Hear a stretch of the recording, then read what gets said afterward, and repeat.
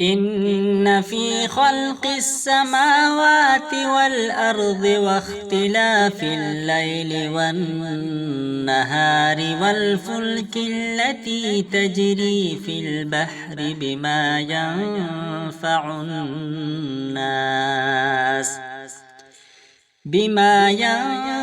الناس وما أنزل الله من السماء من ماء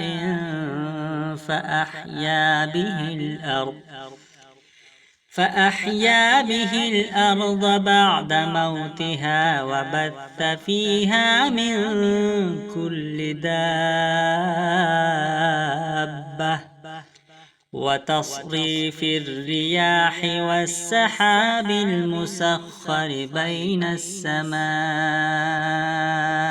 والأرض لآيات لقوم يعقلون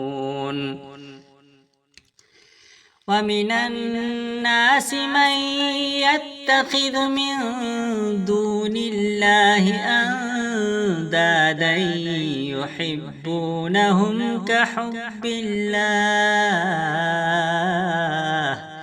والذين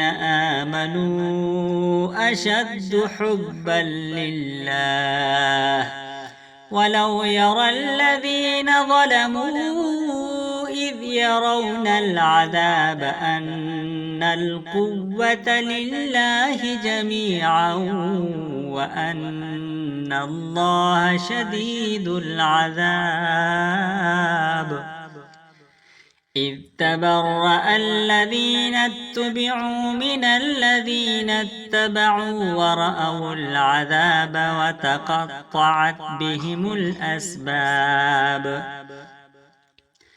وقال الذين اتبعوا لو أن لنا كرة فنتبرأ منهم كما تبرأوا منا